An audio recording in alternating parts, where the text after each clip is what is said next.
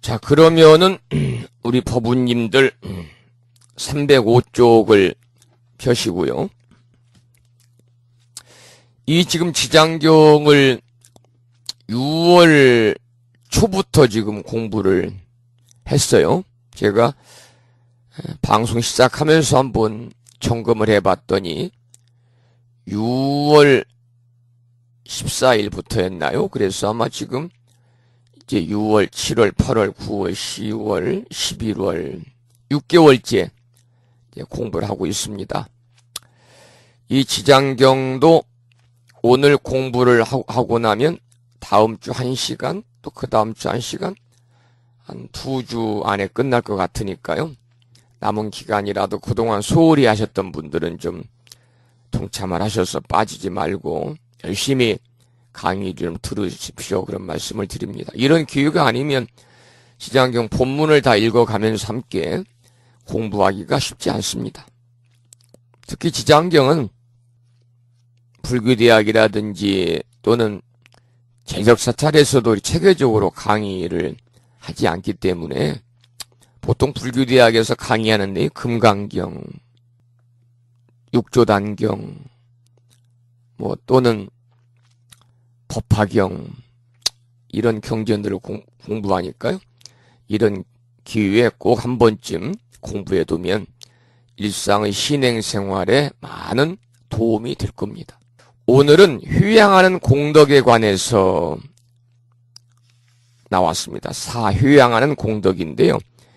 이제 휴양에 관해서는 그 본문 다음에 나오는 강의 시간에 상세하게 설명이 되기 때문에 그때 가서 부연해서 본문의 내용을 공부하다가 좀 부족하고 우리 법우님들께서 좀 더 알아야 될 그러한 내용이 있으면 좀 부연해서 제가 설명을 드리도록 그렇게 하겠습니다.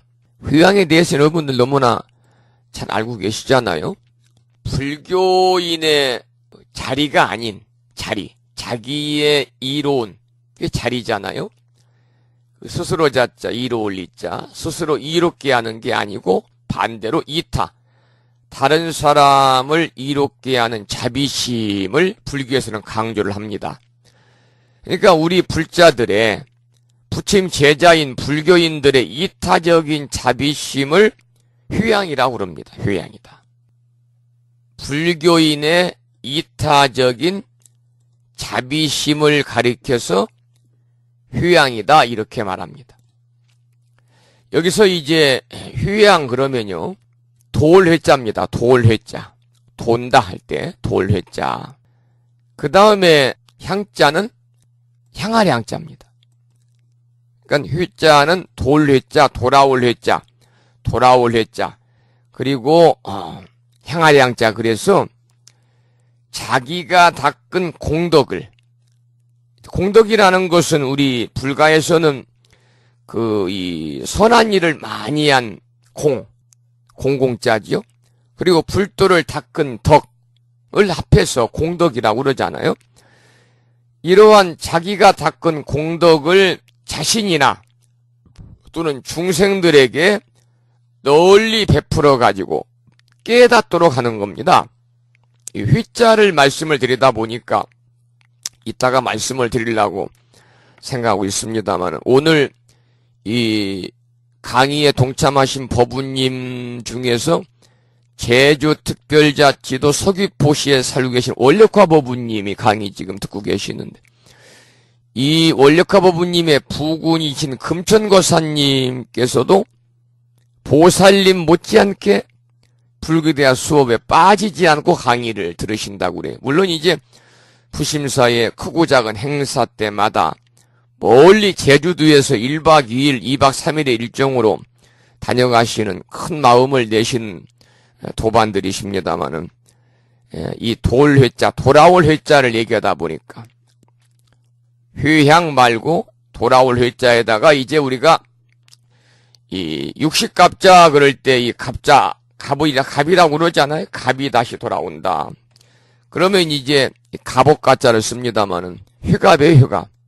돌아올 환자, 환갑이라고도 하는데 내일이 원력가보부님 부군이신 금천거사님의 휴갑이시네요. 내일이 휴갑이세요. 옛날 같으면 참 노인이신데 아직 뭐 이제 공직에 계시고 퇴직도 안 하셨잖아요. 이 공직에 계시는 분들은 이렇게 부모님이 생년월일을 호적을 좀 출생신고를 늦게 하면 참 좋을 것 같습니다. 그러면 1, 2년은 더 이제 근무를 하시니까요. 그래서 금천고사님이 이제 내일이 휴갑이시고, 또 제가 부심사 달력을 봤더니 내일, 오늘 출석을 제가 불렀습니다마는 지금 강의를 듣고 계시는 부산 광역시에 살고 계시는 이려신법부님께서도 내일 생신이시네요. 그래서 오늘 방송 끝날 때 내일 휴갑을 맞으신 원력가보부님의 부군이신 금천 거사님과 그리고 부산에 사시는 이려신 법부님의 생신을 오늘 수업 끝나기 직전에 축하드리는 그런 시간을 잠시 갖도록 그렇게 하겠습니다. 휴양 얘기하다가 돌아올 회자, 돌 회자를 얘기하다가 지금 휴감 얘기를 했습니다만 휴양 얘기하다가요. 휴양은 불자들의 불교인의 이타적인 자비심을 말합니다. 우리가 이제 흔히 그러잖아요. 아이고 뭐 7일 기도 휴양한다든지 또는 49일 기도 휴양한다든지 100일 기도를 휴양한다든지 이런 얘기 여러분 많이 들으셨죠? 절에서 쓰고요. 이때의 휴양은 끝마친다는 의미로 쓰이고 있지만은 사실은 끝이 아니라 새로운 시작을 의미하는 말이 휴양입니다. 다시 말씀을 드리면 휴양이라는 것은 도리자, 돌려서 향하게 한다 그런 뜻입니다. 한자 그대로 말씀을 드리면 돌려서 향하게 한다 그런 뜻으로 자기가 닦은 선한 공덕을 남에게 되돌리는 것을 말합니다. 그러니까 자기가 닦은 공덕을 자기만 혼자 누리려고 하는 자세는 진정한 불자로서의 참된 마음이라 할 수가 없죠. 자기가 닦은 공덕을 자기만이 누리려고 하는 그 자세는 또 하나의 이기심에 지나지 않습니다. 그래서 이 불교에서는 부처님께 예비한 공덕이나 또는 자신이 기도한 공덕 하나라도 반드시 어때요? 나 아닌, 내 가족 아닌 이웃에게 나누어 베풀어라 그렇게 가르침을 주고 있잖아요. 또 우리가 이제 불교 그 의식 끝에 이유는 휴양계라는 게 있습니다. 지금 여러분들 옆에 불자 법요집 모시고 계십니까? 모시고 계시는 분들은 몇 쪽이죠? 휴양계가 불자 법요집 제가 보고 있습니다만 191쪽 191쪽을 보시면 191쪽입니다.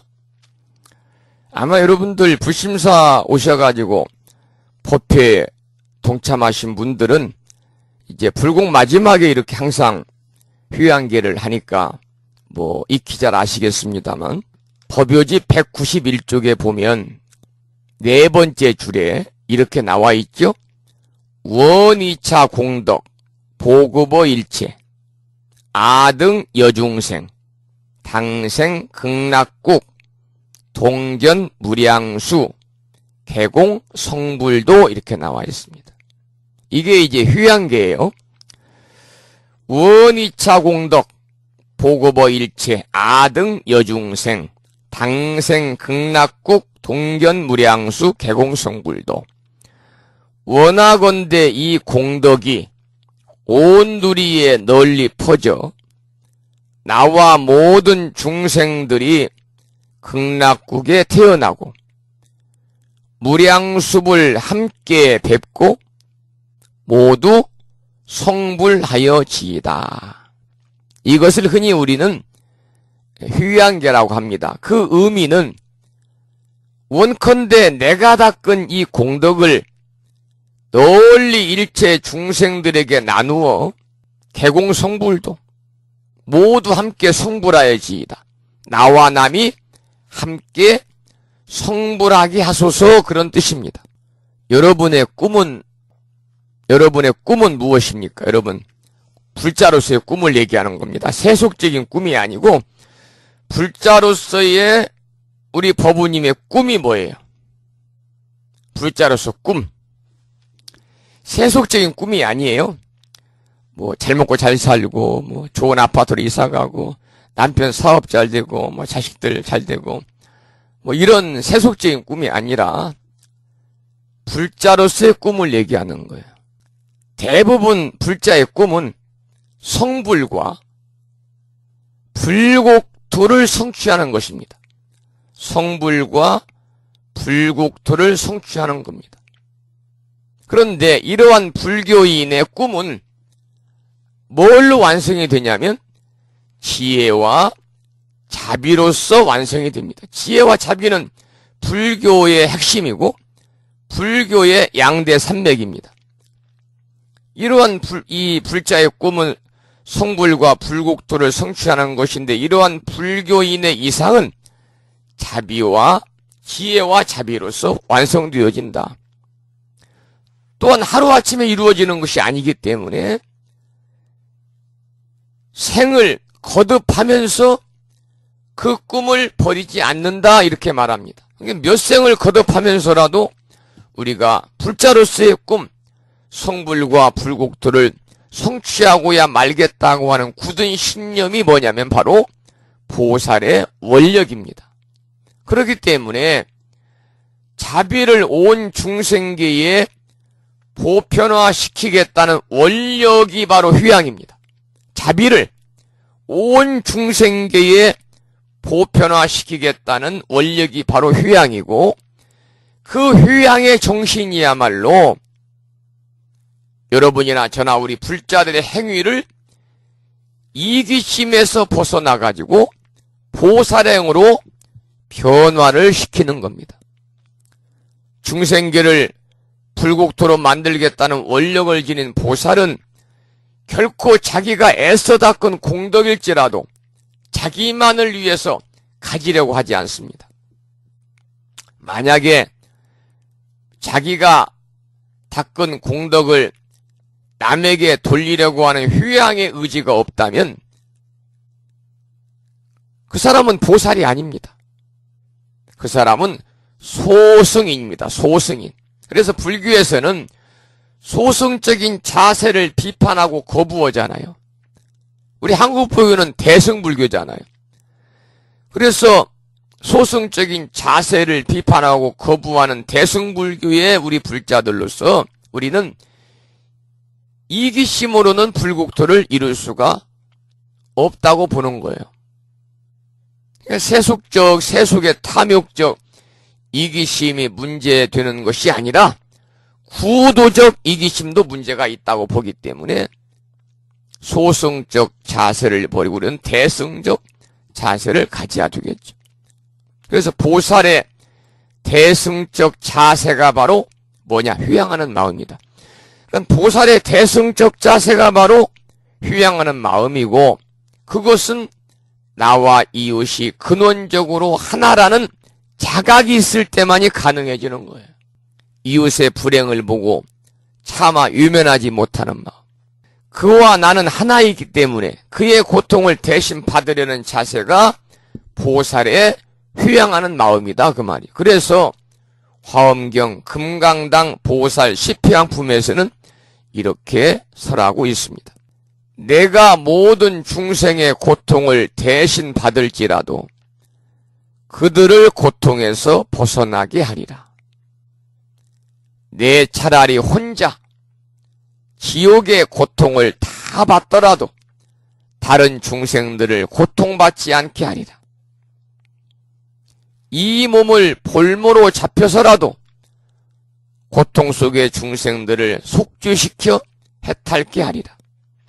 이 화엄경 금강당 보살 시피양품에 나오는 경구의 말씀입니다. 그래서 우리 모든 법우님들이 이와 같은 휴양의 정신으로 우리가 불자로서의 삶을 살아갈 때 우리 자신에게 성불의 길이 열릴 뿐만 아니라 모든 불자들이 휴양의 정신으로 살아갈 때 사바세계가 불국토가 될 수 있다.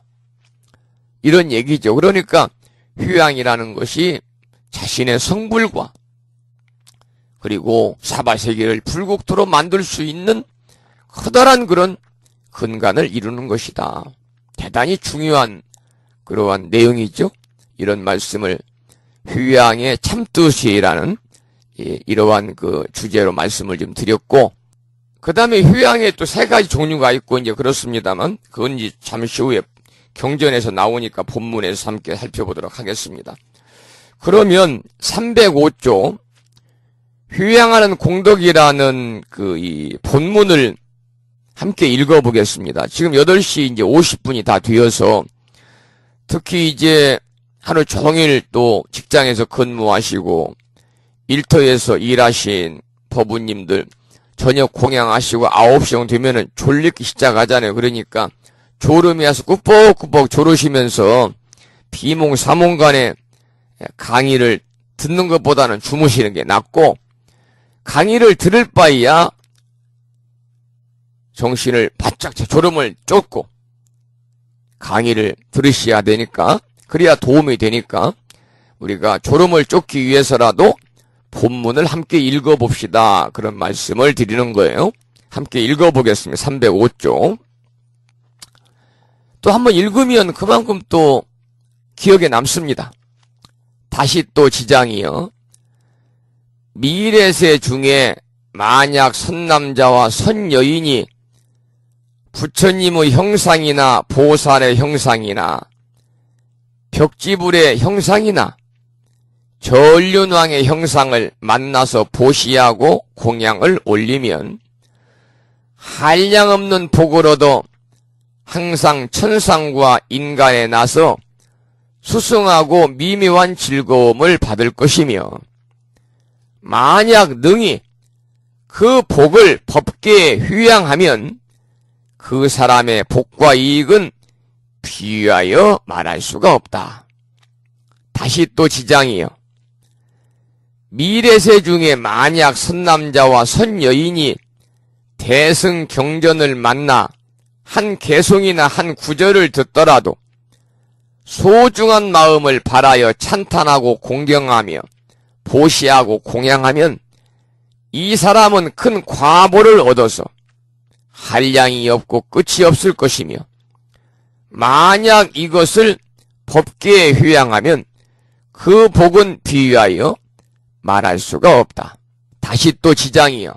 만약 미래세 중에 선남자와 선여인이 부처님의 탑이나 절이나 대승경전을 만나 새거되는 보시하고 공양을 올리며 우러러 예배하고 찬탄하며 공경하여 합장하고, 만약 오래 뒤어 해지고 떨어진 것을 만나 보수하며 관리하되 혹 홀로 마음을 냈거나 혹 많은 사람들과 함께 마음을 내했다면 이와 같은 사람들은 30생 동안 항상 소국의 왕이 될 것이며, 인연을 맺어준 사람, 한자는 단월입니다. 인연을 맺어준 사람, 단월은 항상 전륜성왕이 되어 좋은 법으로서 여러 소국의 왕을 교화할 것이다. 다시 또 지장이요. 미래세 중에 만약 선남자와 선여인이 부처님의 법 중에서 선근을 심어 혹은 보시하고 공양하며 혹은 탑과 절을 보수하며 혹은 경전을 장식하거나 간수하여 털 하나, 티끌 한 개, 모래 한 알, 물 한 방울만큼의 착한 일이라도 다만 법계에 휴양하면 이 사람의 공덕은 백천생 동안 최상의 묘한 즐거움을 받을 것이며, 306쪽입니다. 다만 자기 집 권속에게만 휴양하거나 자기 자신에게만 이익하게 하더라도 이와 같은 과부는 곧 삼생의 즐거움을 받으리라. 하나를 버리면 만 가지의 보답을 얻게 될 것이다. 그러므로 지장이여 보시하는 인연이란 이와 같은 것이다. 여기까지 본문을 함께 읽어보았습니다. 우리가 이제 본문을 읽어 나가는 중에 이 법계라고 하는 말이 여러 번 나옵니다. 법계.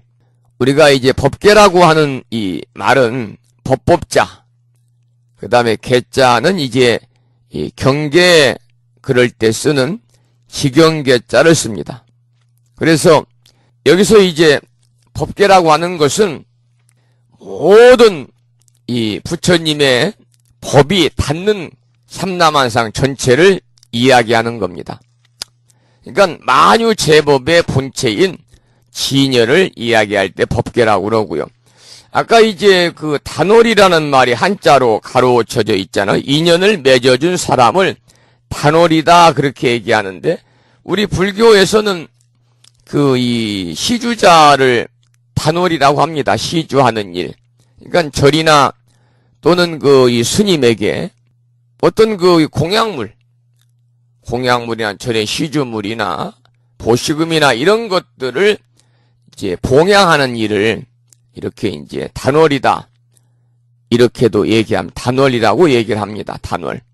자, 그러면은 그 본문을 읽어보셨고, 그 뒤에 이제 강의를 한번 읽어보겠는데요.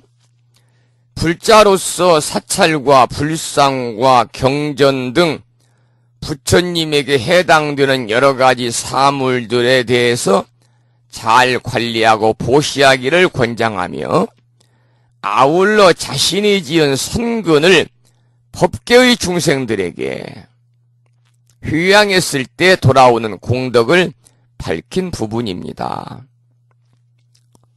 자, 거기에 휴양이란 말이 이제 설명이 되죠. 휴양이란 아까도 말씀을 드렸습니다만, 본래 자기가 닦은 선근 공덕을 다른 사람들에게 돌려서 그 선근이 보다 더 커지게 하는 데에 그 의미가 있는 것입니다.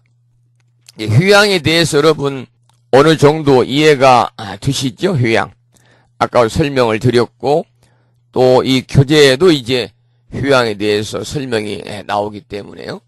휴양이란 본래 자기가 닦은 선근 공덕을 밝힌 부분이다. 자기가 지은 선근을 우주법계의 일체 중생들에게 휴양해야 된다는 겁니다. 우주법계 일체 중생들에게 휴양해야 된다. 이 법계라는 것은 우리가 이제 이 우주 우리가 모든 만법을 두루 하명한 그런 우주를 우리가 이제 법계다. 그렇게 이야기를 하죠. 우주법계. 자기가 닦은 선근 공덕을 이 우주법계에 온갖 중생들에게 되돌려야 된다. 그런 말씀이죠. 우리가 이제 우주법계 삼라만상 뭐 이렇게 표현을 하지 않습니까? 자, 그런데 휴양은 또 세 가지 휴양을 말하기도 한다 그랬어요. 세 가지 휴양. 이게 일반적인 휴양의 종류를 이야기할 때 우리는 세 가지로 이야기하지요. 첫째는 경전에 나와 있죠. 교재. 중생휴양입니다. 중생휴양. 자기가 지은 선근 공덕을 다른 사람들에게 휴양하여 이익을 주려는 것인데, 불보살의 휴양과 세속에서 영가를 천도하기 위하여 보시와 독경을 하는 것입니다. 원래 휴양이라고 하는 것은요, 조금 전에 이 교재에서도 나온 것처럼 자기가 닦은 선근 공덕을 다른 사람에게 돌리는 겁니다. 또 자기의 불과라는 것은 수행의 결과거든요. 수행을 통해서 얻은 결과를 일체 법계의 중생들에게 돌리는 거예요. 근데 사실 사전을 찾아보면요, 휴양이라는 것은 두 자지만 원래는 네 자입니다. 네 자. 휴전 취향입니다. 휴전 취향.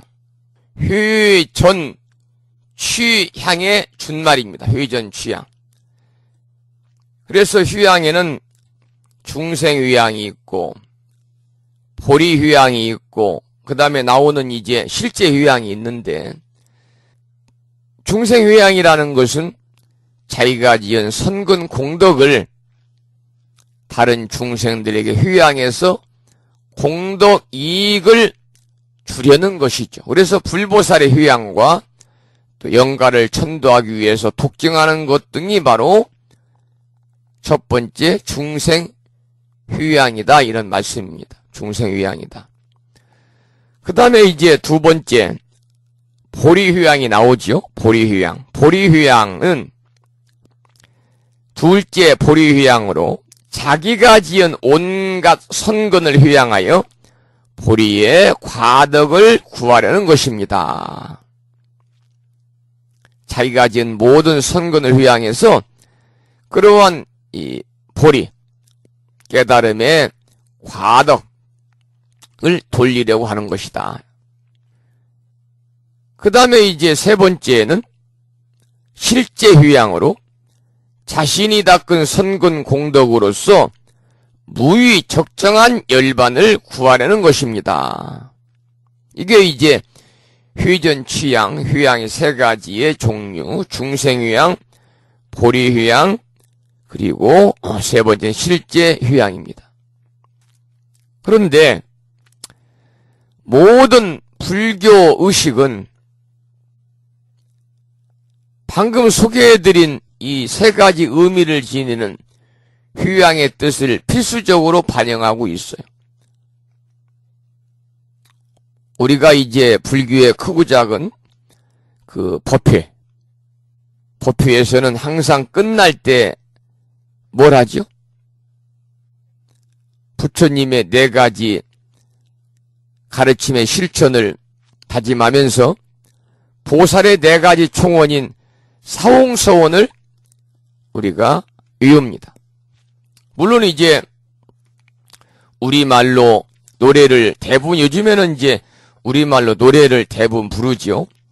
지금도 이제 스님들이 공부하는 강원이라든지 이제 스님들이 모인 그러한 이 대중들만, 사부대중이 아니고 제가불자들까지가 사부대중이잖아요. 이부중이 비구비군이고요. 비구비군이. 사부중이 비구비군이 우바세 우바인데, 비구비군이는 출가수행자 스님들이고 우바세 우바이는 제가불자이잖아요. 그래서 이제 이부중만 모이면 사홍서원을 원문으로 이렇게 합니다. 그래서 중생무변서원도 번뇌무진서원단 법문무량서원악 불도무상서원성, 이렇게 이제 사홍서원으로서 휴양의식을 행하고, 이제 노래를 부르면 중생을 다 건지오리다, 번뇌를 다 끊어오리다, 법문을 다 배우오리다, 불도를 다 이루오리다. 이렇게 이제 사홍서원으로서 이제 일반 일상 법회에서는 휴양의식 행하거든요. 또 영혼천도, 영가천도 의식에서는요, 보공양지는, 보휴양지는 휴양계 등의 절차를 의식의 끝부분에 행함으로 인해서 휴양의식을 행하는 겁니다. 그래서 아까도 말씀을 드린 것처럼 우원이차 공덕 보고보일체 아등여중생 당생극락국 동견무량수 개공성불, 이것이 이제 휴양계라고도 공덕계라고 합니다만, 이 공덕계 휴양계로 휴양의식을 행하기도 하는 거죠. 자, 그러면 이제 휴양에 관해서 세 가지를 살펴봤습니다. 첫째는 중생휴양이요, 둘째는 보리휴양이요, 세 번째는 실제휴양이다. 그 다음에 이 306쪽 밑에 네 번째 줄 보겠습니다. 자신이 지은 작은 선근을 보다 더 큰 법계의 중생들에게 휴양하는 뜻과 함께 존재하는 것이 없어지는 것이 아니라 존재는 하면서 나쁜 작용이 좋은 작용으로 돌아가는, 그러니까 나쁜 작용이 좋은 작용으로 돌아간다는 것은 가치의 전환을 이야기합니다. 즉 가치 전환을 뜻하기도 합니다. 예컨대 감의 떫은 맛이 바로 단맛이 되듯이 떫은 맛을 없애고 단맛을 주사했다는 것이 아니라 떫은 맛이 그대로 단맛으로 같이 전환을 한 것입니다. 만일에 떫은 맛이 없다면 단맛도 없습니다.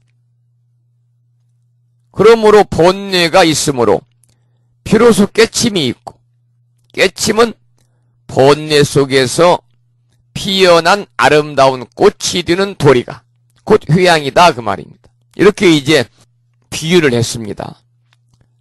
번뇌가 있으므로 비로소 깨침이 있는 것이고, 깨침은 번뇌 속에서 피어난 아름다운 꽃이 되는 도리가 휴양이다. 그 다음에 보지요. 삼독과 삼약이 있습니다.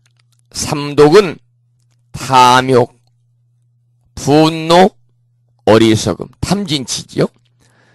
그러나 삼약은 지혜, 자비, 원력입니다. 지혜, 자비, 원력.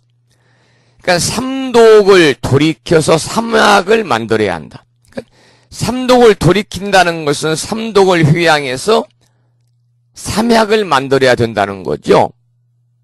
부연에 설명이 되어 있죠. 어떻게 돌이키느냐? 삼독 중에서 탐심, 탐욕은 원력으로 돌이키고, 원력으로. 분노는 자비로 돌이키고, 어리석음은 지혜로 돌이켜야 한다 그 말입니다.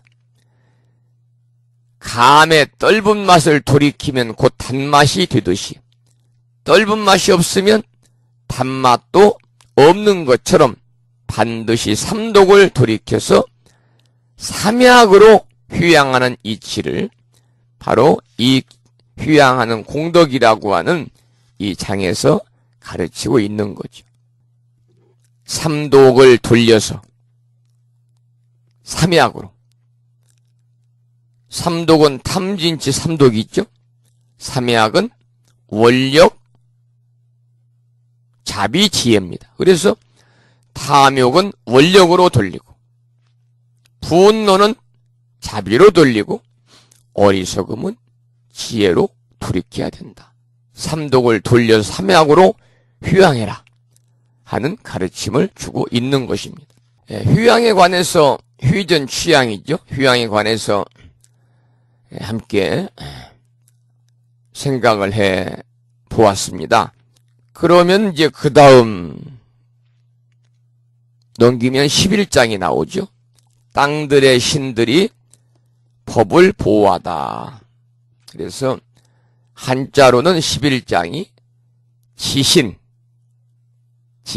땅의 신이죠. 지신 호법품입니다. 호법품. 보호하로자 법법자. 그래서 땅의 신들이 법을 보호하다. 이런 11장인데요. 311쪽을 보겠습니다. 311쪽. 자, 그러면은 311쪽을 보겠습니다. 지신 호법품. 땅의 신들이 법을 보호하다. 이 11장의 해설입니다. 지신 호법품은 땅의 신이 부처님에게 지장신앙에 따르는 공덕을 말하는 내용을 담고 있습니다. 땅의 신, 견례지신은 지장보살에 대한 믿음이 굳고 지장경의 가르침을 행하는 이가 있으면 그를 옹호한다는 것입니다. 부처님께서는 자신 이외에도 여러 신들이 지장행자를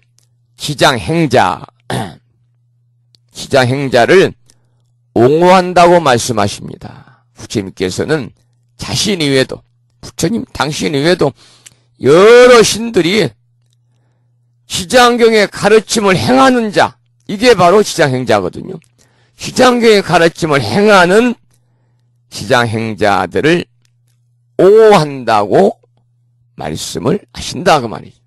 시장행자는 뭐냐? 시장행자.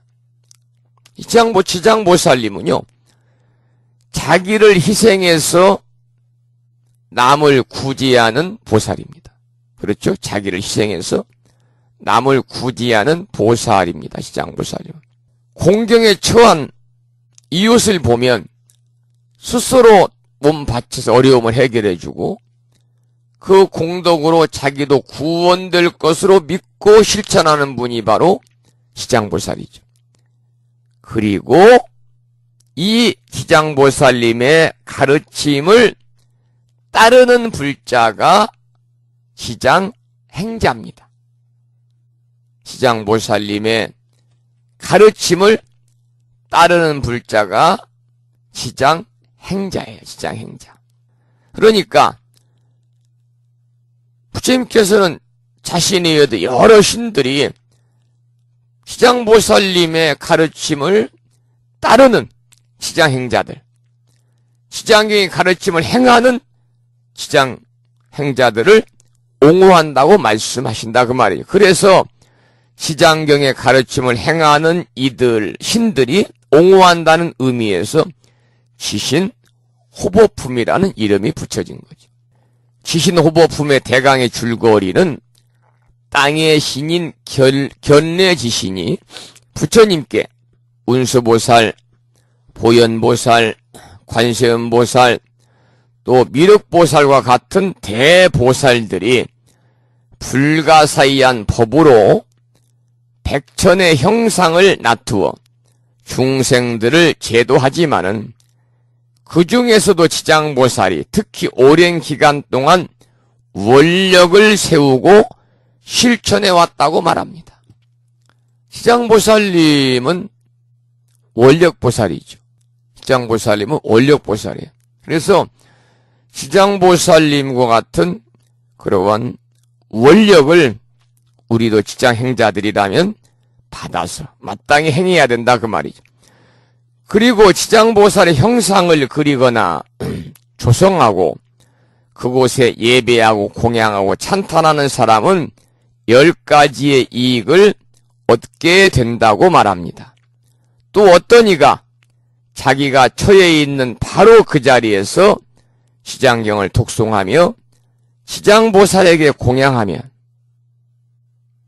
물과 불과 도적과 횡액 등의 나쁜 일로부터 이 사람을 보호하겠다고 합니다. 한 장을 넘기죠. 312쪽입니다. 그러자 부처님께서 땅의 신인 견례 지신의 힘이 미치지 않는 곳이 없다고 말씀하십니다. 왜냐하면 이 세상의 초목을 비롯한 모든 것이 다 토지신의 힘을 입고 있기 때문이라는 것입니다. 만약 어떤 이가 지장경의 가르침 가운데 단 한 가지만 실행해도 견례 지신이 그를 옹호해서 죄를 받지 않게 한다는 것입니다. 여러분도 지장경 가운데 한 가지만이라도 실행을 하면 땅의 신이 우리를 옹호해서 살아가면서 어떠한 우리가 재액, 불로 인한, 물로 인한 바람으로 인한 삼재뿐만이 아니라 이 도적이나 횡액 등 나쁜 일을 당하지 않는다 그 말이죠. 자기 혼자만이 부처님 혼자만 지장행자를 옹호하는 것이 아니라 모든 재석천과 범천들이 지장행자를 지켜줄 것이다 이렇게 설하는 거죠. 그래서 지신호법품은 주변에서 지장행자를 보호하는 기운, 즉 보이지 않는 힘에 대한 내용을 담고 있는 것이 바로 제11장 지신호법품입니다. 그러면 이제 본문을 보겠습니다. 본문은 첫 번째는 지장보살과 다른 보살들의 원력인데요. 여기는 짤막하니까 함께 소리내 읽어보겠습니다. 312쪽입니다. 밑에입니다. 때에 견례 지신이 부처님께 사리었다. 세존이시여, 저는 예전부터 지금까지 한량없는 보살 마사를 배웁고 정례하는데 모두 크고 불가사의한 신통력과 지혜로 널리 중생들을 제도하건만은 이 지장보살 마살은 다른 보살보다 서원이 더 깊고 두텁습니다. 세존이시여, 이 지장보살이 연부지에 큰 인연이 있으므로 문수, 보현, 관음, 미륵 같은 보살님도 또한 백천의 모습으로 변화하여 육도의 중생들을 제도하여도 그 원이 오히려 끝이 있는데, 이 지장보살이 육도의 일체 중생들을 교화하고자 서원을 발한 겁수가 1100억의 항아의 모래와 같습니다. 여기서 지금 견례지신이 이 땅의 신인데 부처님께 말씀드리기를 지장보살 마살은 다른 보살보다도 서원이 더 깊고 두텁다 이렇게 견례지신인 땅의 신이 부처님께 말씀을 하고 있잖아요. 우리가 이제 이 지장보살의 정신과 그리고 지장보살의 원력에 대해서 우리가 여러 차례 이 시간을 통해서 공부를 했지요. 바로 이제 그 얘기입니다. 지장보살님의 정신과 원력을 우리가 얘기하면, 첫째는 모든 중생들을 다 제도하고 난 후에 깨달음을 이루겠다는 중생도진 방증보리요. 두 번째는 지옥이 텅 비지 않으면 결코 성불을 하지 않겠다는 지용, 미공, 소불, 성불이요. 세 번째는 내가 지옥에 들어가지 않으면 누가 지옥에 들어가서 제도하리요라는 불입지옥, 수입지옥이잖아요. 바로 이 누구도 흉내낼 수 없는 지장보살만의 위대한 정신, 지장보살만의 위대한 원력, 서원, 이런 것을 지금 견례지신이 부처님께 알고 있는 겁니다. 그러면 313쪽의 강의를 보시면 거기에 이제 보살이 나왔죠. 문수, 보현, 관음, 미륵 쭉 나오는데, 이 문수보살은 바로 부처님의 지혜를 상징하죠. 문수보살 그러면 지혜입니다. 보현보살은 행입니다. 그래서 우리가 대행보현보살 그래요. 문수보살이 부처님의 지혜를 표현한다면 보현보살은 부처님의 지혜를 몸소 실천에 옮기는 행을 표현하고 있는 거예요. 그래서 우리가 보현보살의 10대 행원도 있지 않습니까? 보현보살의 10대 행원. 여러분들 이 화엄경 이제 공부하시고 한 분들은 보현보살 10대 행원에 대해서 공부를 했겠습니다만, 화엄경을 공부를 전반적으로 하지 않았다 할지라도 아마 이 방송을 통해서도, 이 강의를 통해서도, 또 아침 방송을 통해서도 보현보살 10대 행원에 관해서 한 번 정도는 여러분들이 다 들으셨을 것이다, 이렇게 생각이 듭니다만은, 보현보살이 이렇게 이 지장보살님의, 문수보살의 지혜를 몸소 실천에 옮기는 행을 하고 있는 거예요. 그래서 우리가 대행, 보현보살 그렇게 말합니다. 그리고 대지, 커다란 지혜를 가졌다는 대지, 문수보살 이렇게 말하죠. 그리고 관세음보살은 너무나 잘 아시다시피 부처님의 대자대비를 실현하는 보살이죠. 그래서 대자대비, 대비관세음보살. 미륵보살은 부처님이 중생들에게 미래의 성불하리라는 꿈과 희망을 가지게 하는 일을 표현합니다. 왜냐하면 미륵보살은 미래불이니까. 장차 이제 서가 부처님 인멸하시고 나서 56억 7천만 년 후에 이 사바세계에 오실, 하생하실 분이니까요. 당내 하생 그러잖아요. 그래서 원력의 문제에 대해서는 시장보살과 기타, 문수보살, 보현보살, 아니면 관음보살, 또 미륵보살하고는 차이가 난다는 것을 여기서 말하고 있는 그 차이점은 뭐냐? 다른 것이 아니라 중생들을 제도하려는 원력이 물론 다른 보살들에게 다 있겠지요. 모든 보살, 불보살들한테는 중생을 제도하려는 원력이 다 있습니다만, 그러나 지장보살은 백천억급을 지난다 하더라도, 백천억급을 지난다 할더라도, 이게 마지막 나오잖아요.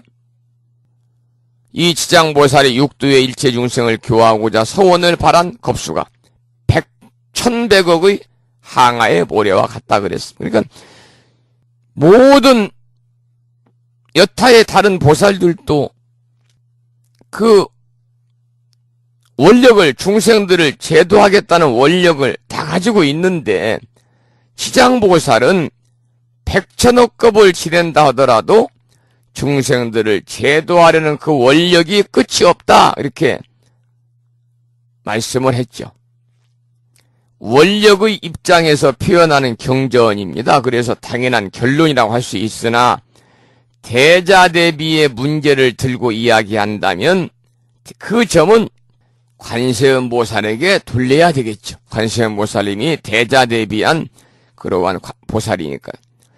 하나의 꽃으로 비유하자면 지혜는 밝은 색깔을 뜻하고, 밝은 색깔, 자비는 그 아름다운 모습에 해당하고, 지혜는 밝은 색깔이요, 자비는 아름다운 모습이요, 실천에 옮기는 행위, 이건 대행입니다. 대행. 큰 내자 행아랭자. 실천에 옮기는 행위.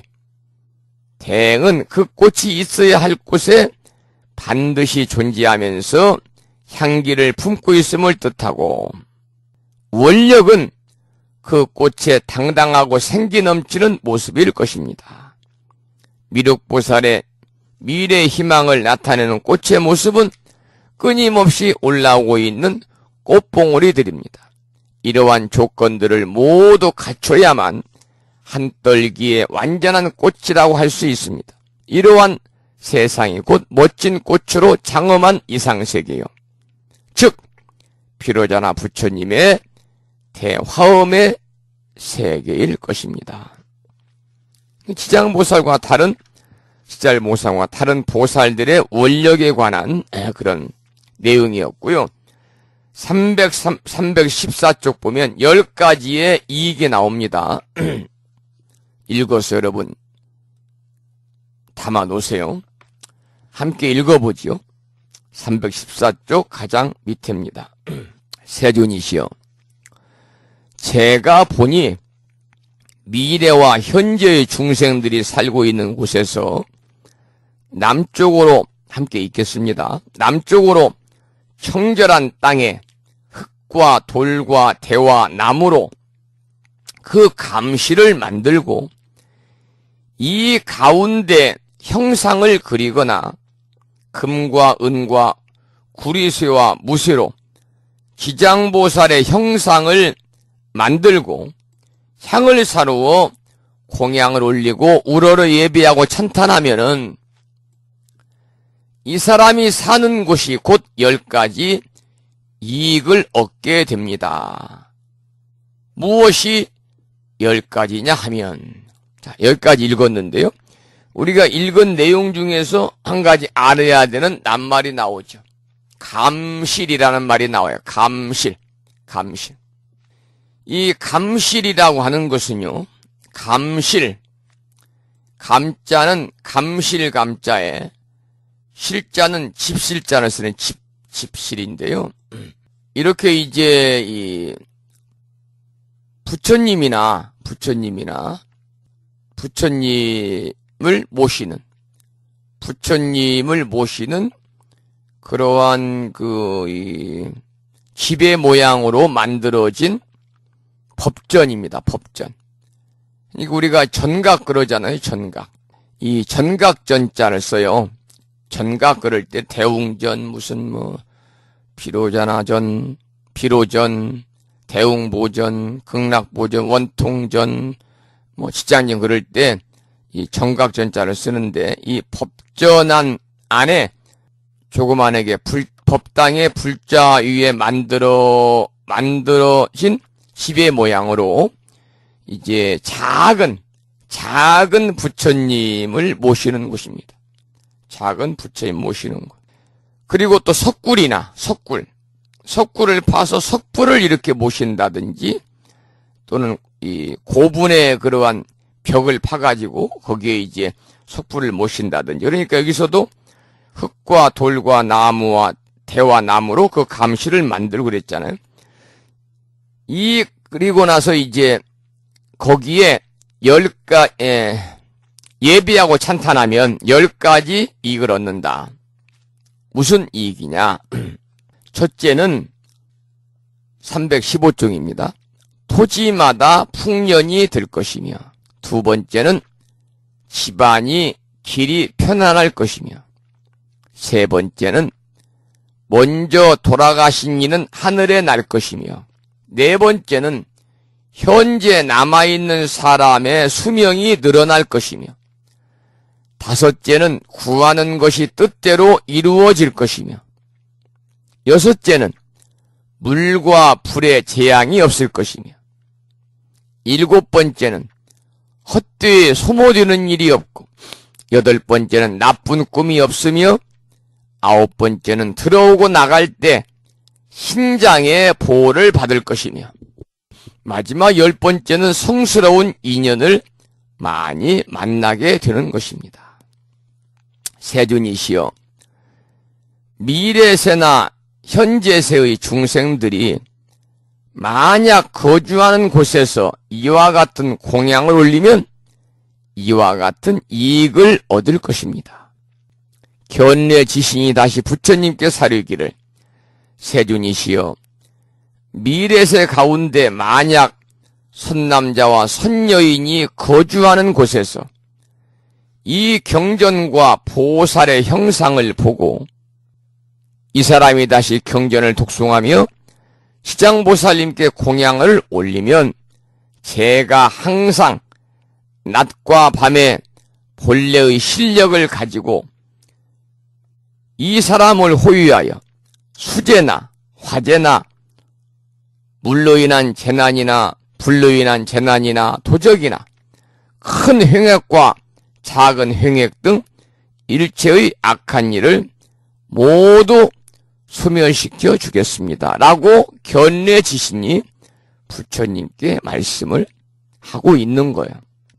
우리가 지장보살님에 대해서 형상을 만들거나 또는 지장보살님께 향을 사루어 공양을 올리고 우러러 예배하고 찬탄만 하면 그 사람이 사는 곳에서 10가지 이익을 얻는다고 그랬잖아요. 10가지 방금 읽어드렸잖아요. 토지마다 풍년이 들 것이고, 집안이 길이 편안할 것이고, 먼저 돌아가신 이는 하늘에 날 것이고, 현재 남아있는 사람의 수명은 늘어날 것이고, 구하는 것이 뜻대로 이루어질 것이고, 물과 물의 재앙이 없을 것이고, 헛되이 소모되는 일이 없을 것이고, 나쁜 꿈이 없으며, 들어오고 나갈 때 신장의 보호를 받을 것이며, 성스러운 인연을 많이 만나게 될 것이다.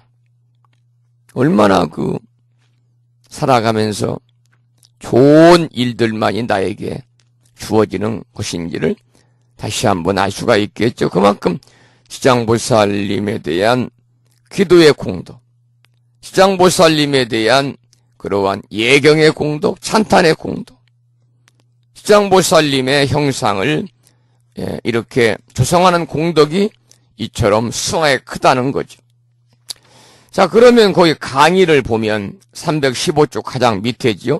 견례지신, 토지신이 지장보살의 원이 한량없음을 부처님께 말하면서 문수, 보현, 관음, 미륵 같은 보살님도 육도의 중생들을 제도하여 그 원이 마침이 있는데, 지장보살은 원을 바란 그 세월이 끝이 없다고 그럽니다. 당연히 끝이 없죠. 시장보살님은 당연히 끝이 없습니다. 오늘 말한 그 세월이 어찌 당연히 끝이 있겠어요. 시장보살님의 정신과 원력, 시장보살님이 세운 서원이 모든 중생들을 다 제도하고 나서 깨달음을 본인은 성불하겠다.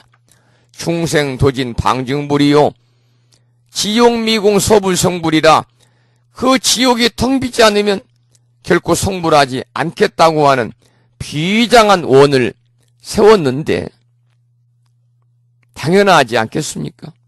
그래서 다른 보살들 위에서 견례지신이 말한 문수보현 관음 미륵 같은 보살님들도 전부 다 천상에서 지옥까지 육도의 중생들을 제도해서 그 원이 끝이 있는데 지장보살의 원은 끝이 없다는 거예요.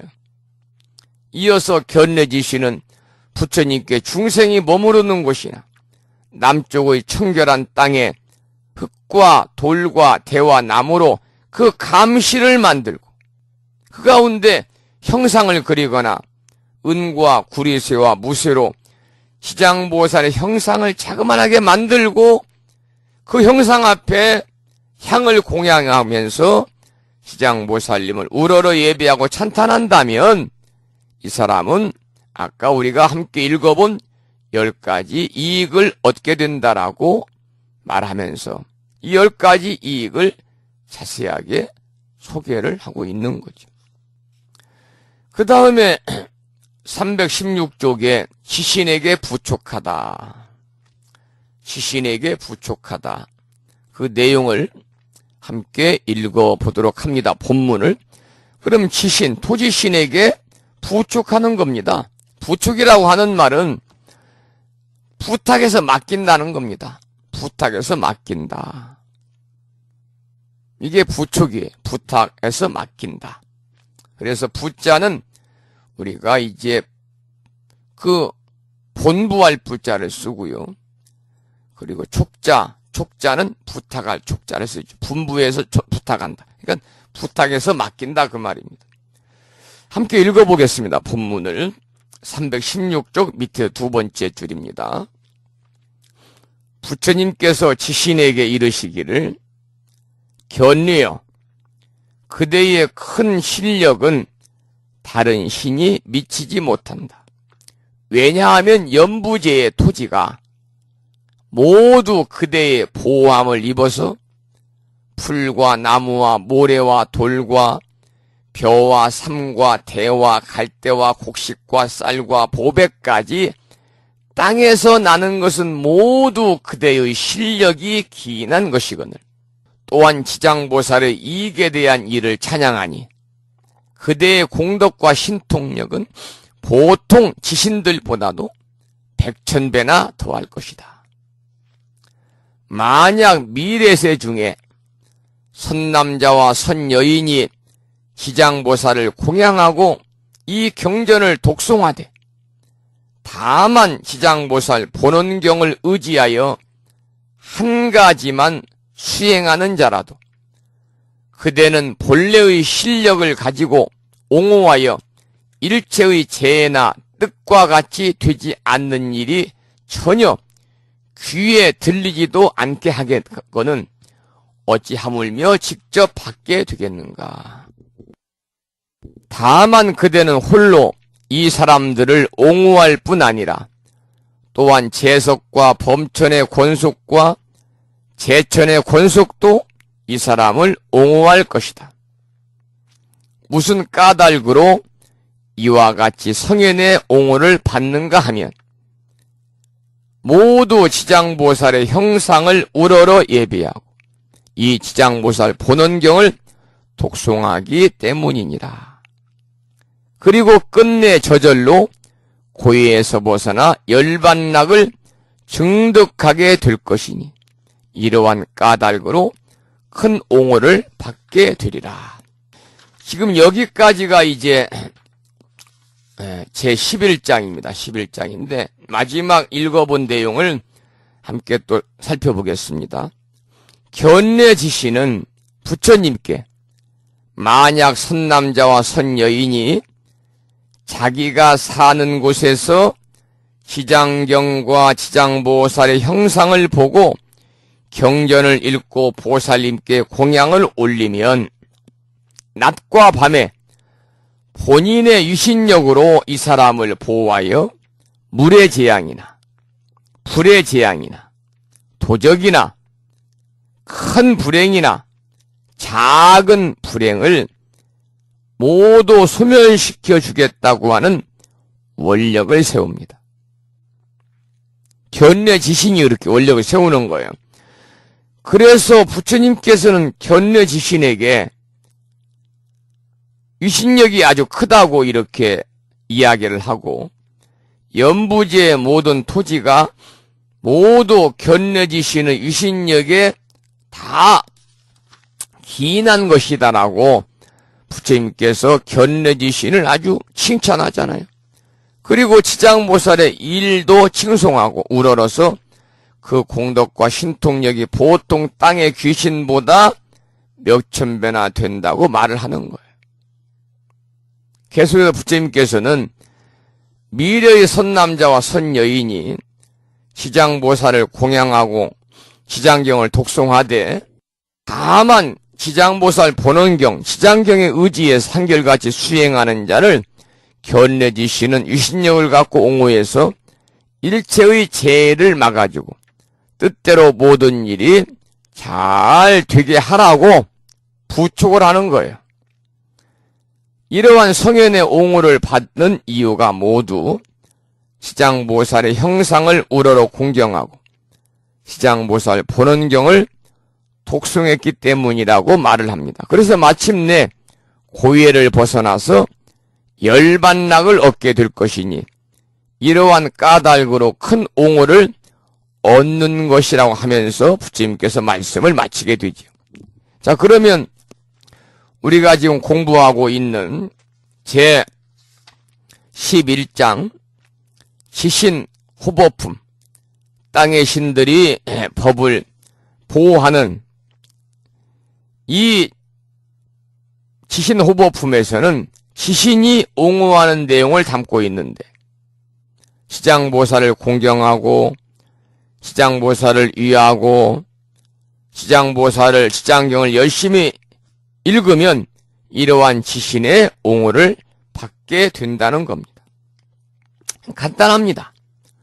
지장보살을 공경하고 지장보살을 찬탄하고 또 지장경을 열심히 읽으면 이러한 지신의 옹호를 받는다. 그러니까 우리는 살아가면서 보이지 않는 세계에서 우리가 도움을 받고 살 때도 많잖아요. 마찬가지 지신의 그러한 옹호를 우리가 받고 살지만 우리가 모르는 거죠. 지신호법품에서는 땅의 신은 만물을 소생하게 하므로 큰 영향력을 갖춘 지장행자를 옹호한다고 말합니다. 왜냐하면 지장행자의 원력이 크기 때문이에요. 우리가 이 지장경의 경을 우리가 수지 독송하고 찬탄하고 또 지장보살을 이루고 또 지장보살 본원경을 통해서 지장보살님의 가르침대로 실천을 통해 살고자 하는 사람이 지장행자라고 그랬잖아요. 그러니까 지장행자들은 이처럼 지장보살님이 원력을 실천으로 옮기는 거기 때문에 이렇게 땅의 신이 큰 영향력을 갖고 지장행자들을 옹호한다는 겁니다. 지장행자는 견뇌지신의 보호를 받을 뿐만이 아니라 또 뭐라고 나왔어요? 재석천왕이라든지 또는 범천의 신들도 지장행자를 옹호한다는 겁니다. 이처럼 견뇌지신이 지장행자를 옹호하는 이유는 땅의 신, 하늘의 신, 바람의 신, 바다의 신, 밤의 신, 낮의 신 등 모든 화엄신중이, 화엄신중, 화엄성중이 우주 법신이 변화해서 나타낸 몸이기 때문이다. 우주의 법은 바로 우주의 질서이므로 모든 화엄신중은 우주의 질서를 지키는 일을 보살피기 마련입니다. 지장보살에게 공양하고 지장경의 가르침을 행하는 이는 바로 지장행자잖아요. 그런데 바로 이런 지장행자는 우주 생명의 질서를 따르는 사람이죠. 따라서 진리의 몸인 법신의 화신인 화엄신장들은 마땅히 지장행자들을 옹호하지 않을 수가 없다. 이러한 내용까지 오늘 함께 공부를 했습니다.